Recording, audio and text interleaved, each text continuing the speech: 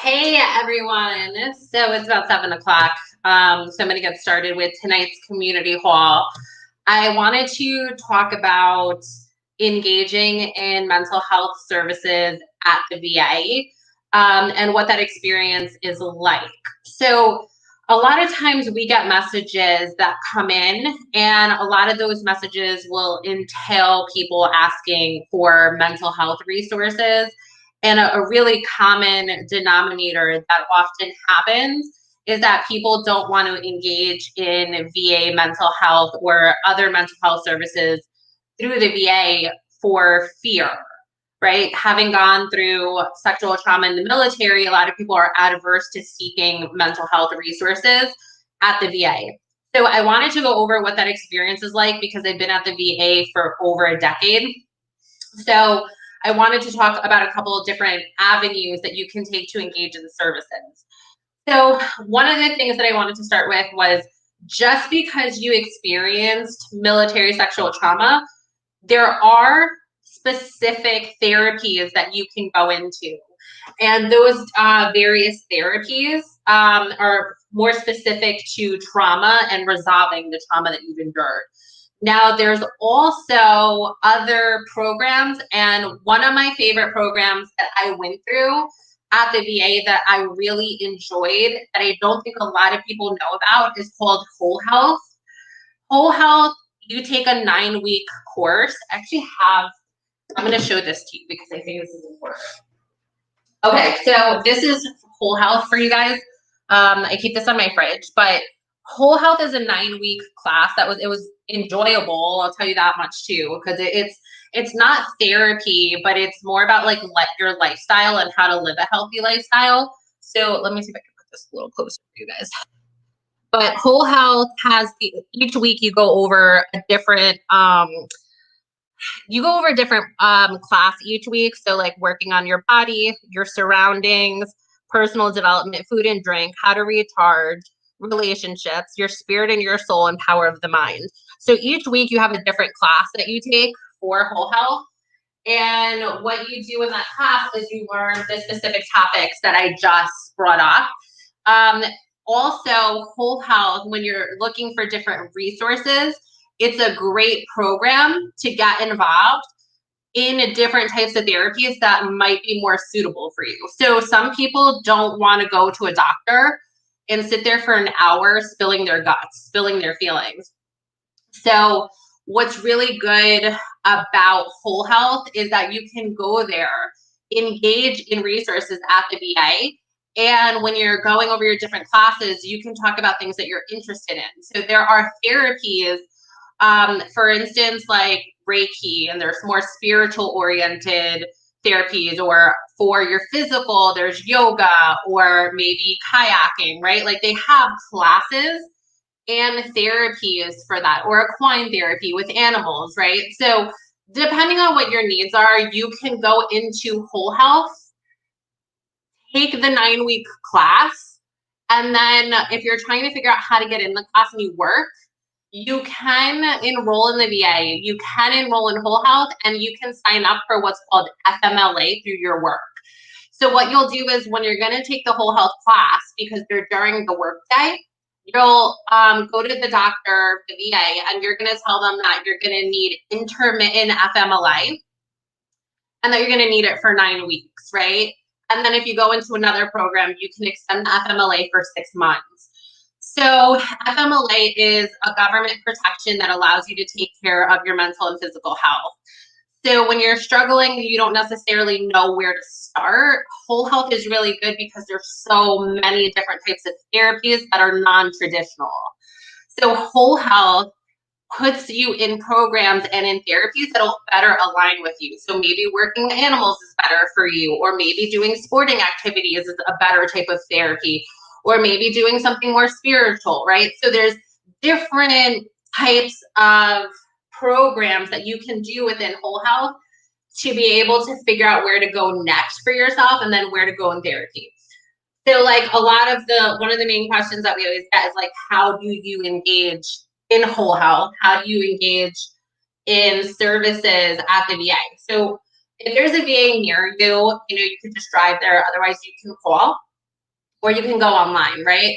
So you can start engaging in services that way. And then if you're really unsure about how you feel about different programs, that's where Whole Health is a really good starting point, right? Because it's like a program for self-awareness and self-analysis that helps you understand where you are right now, what your behaviors are, and what you need to change.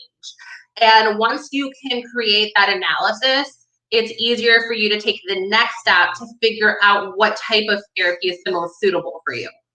What I did for myself when I went through Whole Health, because it's already been a couple years since I've done it, I have made some permanent lifestyle changes as a result of going through Whole Health. So that's another thing that's really beneficial. But also, going through that process, I was going through traditional therapy at the same time I was doing Whole Health.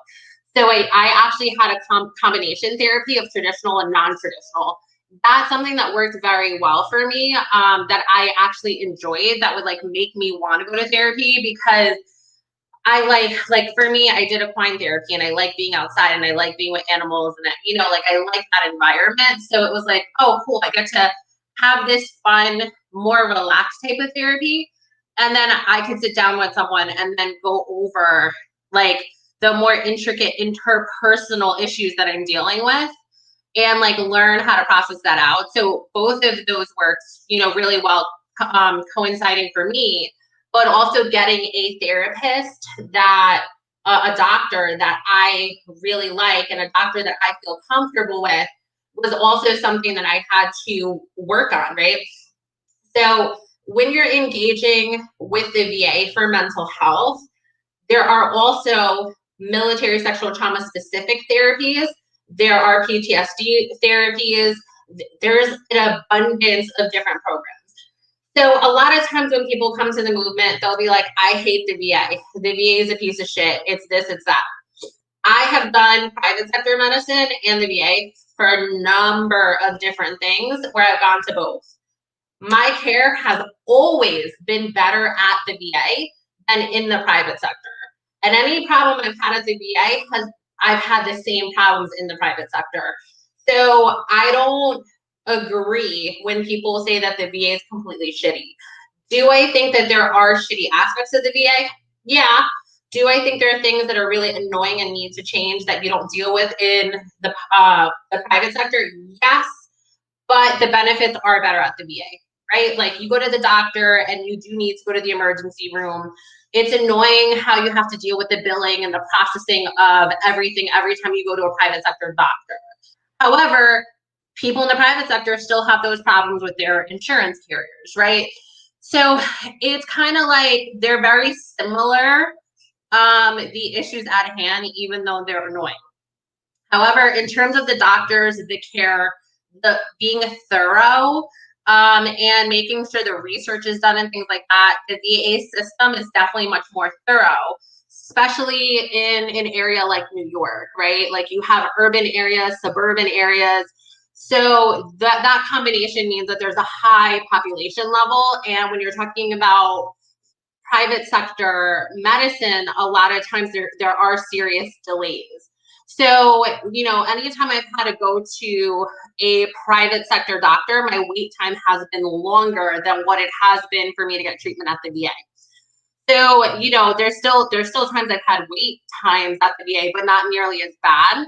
And also with mental health, there is a couple times I had some wait times, but they did assign me people in the interim.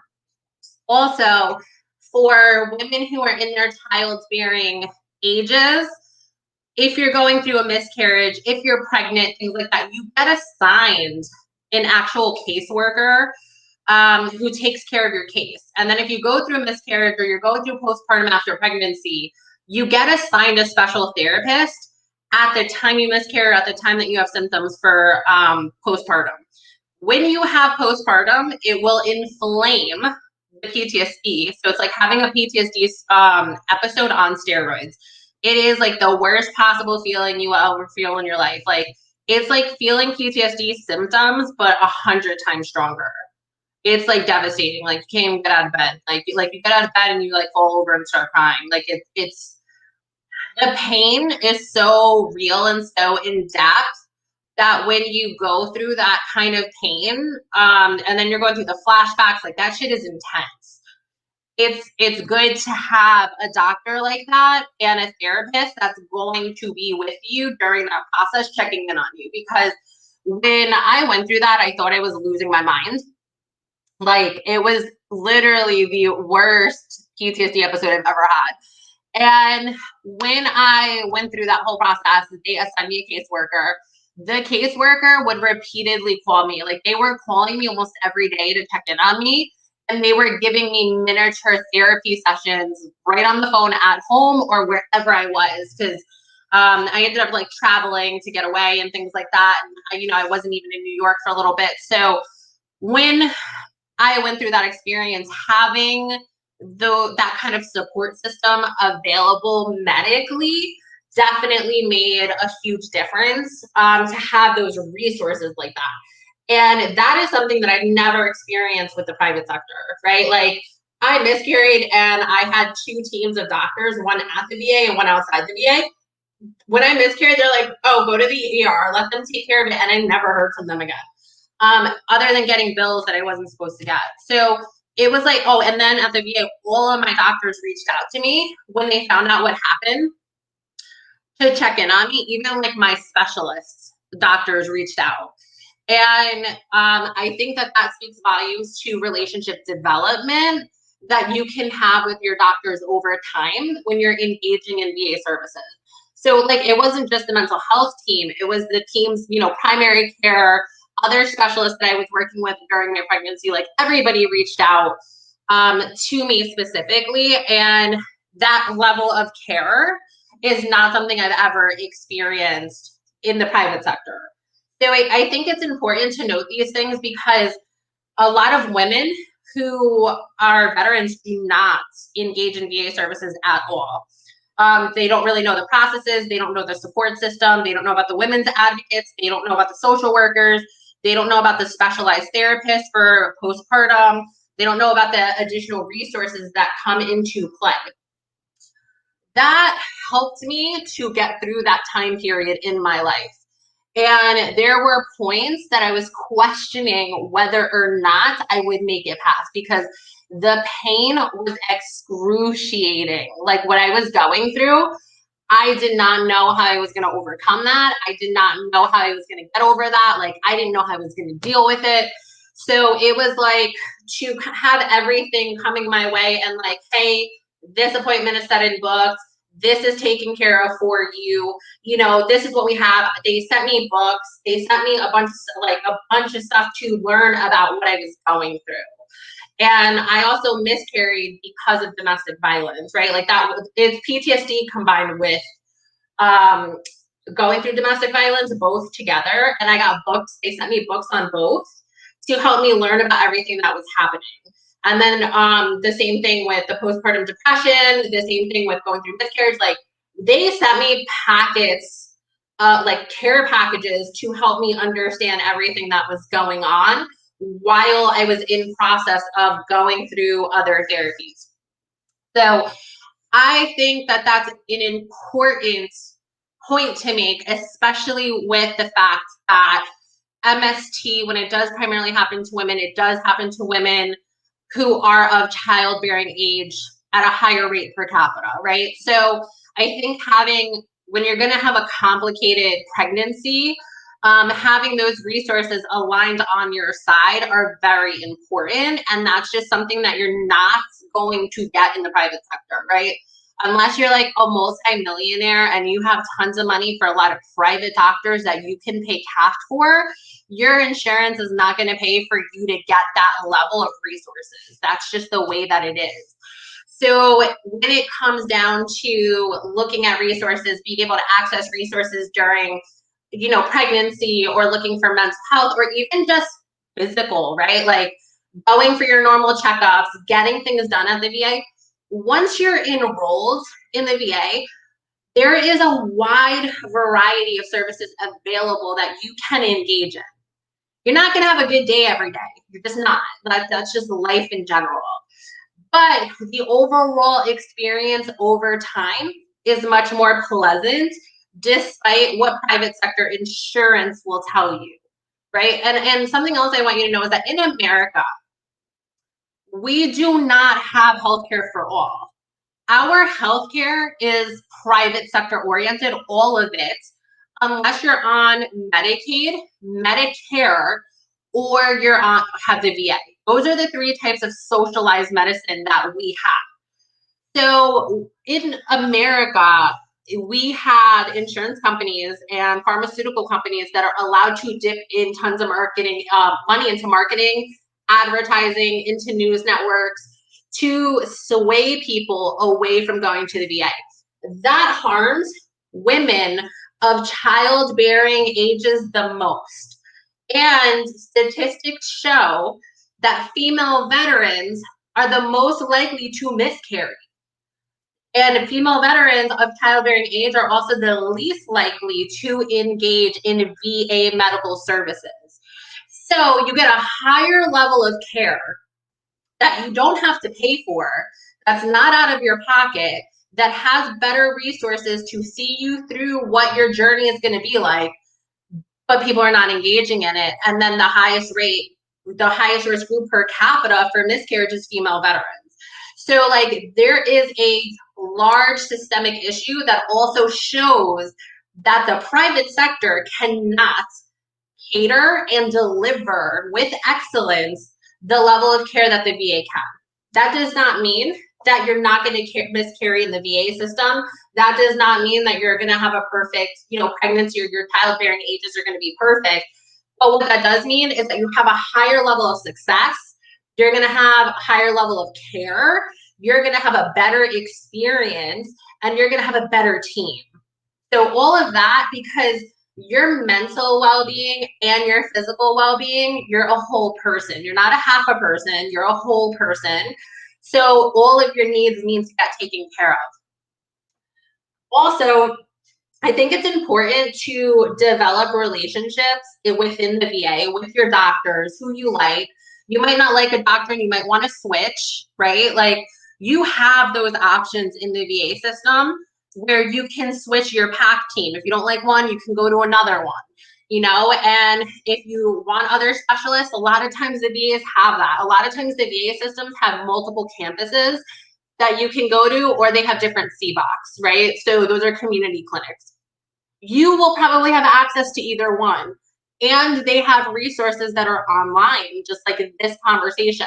So there's so many different ways that you can engage in getting the type of medical that you need to and the type of medical services that you deserve to have. And the reason why I wanted to have this conversation is because so many people, when they message the movement, it's a lot of stuff about medical and mental health. And then it's like we become this huge referral system into the VA system where like people will want to talk to us directly, and veterans want to talk to us directly about like our experiences, and they want to talk to multiple people before they go in to make these choices about what's best for them. And come to find out is a lot of people, or even some people, have engaged in mental health services or maybe one service at the VA, but don't know the wide breadth of what's available, and they don't end up engaging in services the way that they could and in a way that's meaningful. And again, you're not going to have a perfect life. It's not good. Like, it's unrealistic to say that everything is going to be smooth sailing, right? There are times where things flow, and there are times where things are turbulent. That's just the way life is. That is how life happens. So, having good teams of people that you can develop relationships with and trust, that are trained to deal with veterans who have these traumas, and they work, a lot of these doctors have done this for 30 years. They've been working with veterans before some of us were even born. So when you put that all in perspective, the best place with the most knowledgeable people that you're going to get access to resources that you need is at the VA. And when you're in a VA system that you don't like, or maybe you're with doctors you don't like, switch. You can switch. Like, I've done it myself. I've had experiences where like I had one of my doctors, my primary care doctor, retired, And I got a new doctor, and like it just wasn't working out with her. Like it wasn't a personality thing, it was a schedule conflict. Like every time I had an appointment, it would get canceled. And then every time I needed to have an appointment with her, then like there were certain times I had to cancel. So this scheduling conflict was just not working with the two of us.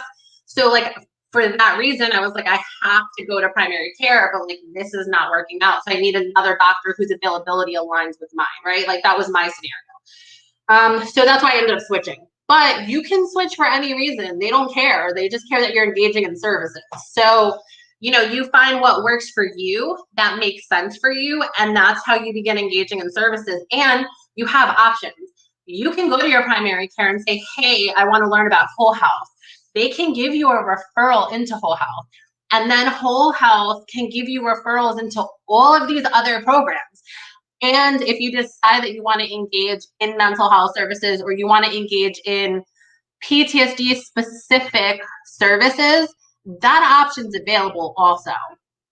So you're not going to be left high and dry without resources. You have to look, you need to dig in, and you know, you're going to learn over time what's available because you'll talk to someone and then they'll let you know what program's available, right? Like when I was going through everything with postpartum and PTSD at the same time, I didn't even know that there were specific therapists for that. I didn't even know that there was like casework. Like I didn't know there was a team of people for that. Like I had no idea until I went through it. And all of a sudden the DA is like, well, we have this for you lined up, this for you lined up. Like, here's your Monday, here's your Tuesday, here's your Wednesday. This is who you're seeing here. This is who you're seeing at this time. This is who's going to call you at this time. This is what you need to do here. And I was like, wait, what? I was like, I just got like a whole schedule and itinerary like booked for me with these doctors. And, you know, that's a good and healthy experience to have with your medical practitioners. So, you know, I think it's important for people to know that the VA has a lot available and a lot of resources that are available for everyone. So, you know, I think there's a lot of misperceptions and a lot of propaganda that happens with the VA itself. But I think all in all, I think they do overall a good job. And I think all in all, there's good intentions there. And I think it's worth pursuing, it's worth investigating, and it's worth going to the VA when you need access to mental health, right? Or any other services that you need. There's plenty of services. So like there's dental, there's vision, there's physical, there's specialists. So, you know, there are a lot of different things. There is going to be red tape because that's just the way the system is designed. But all in all, you know, it's a good health insurance, good health program to have is what I should say, right? It's socialized medicine, but it is good. And, you know, studies show that the VA healthcare is superior to the private sector. So, you know, you have to make a choice between propaganda and what is good for your well-being. But you can also make the choice to have both. You can have private insurance and the VA, and you can make choices between both if you need to, you know. I did that for a while, and what I will say is when I had done that, time and time again, I just ended up going back to the VA because the care was just better. So again, it's not perfect. Things happen, mess ups happen, fuck ups happen. Like that's part of life. Nothing's perfect, but it is good, high quality healthcare, and they deliver. And guess what? It's very affordable because you don't have to pay. And if you do, generally people who are not service connected or have like a partial service connection, you can still get access to a lot of benefits free or discounted. So like prescriptions through the VA are much cheaper, if not free, right? You could get very big discounts compared to what you can. Like if you don't have insurance for prescriptions, you're talking about like you were to get Augmentin, it's literally like $100 to get like a 10-day script, right?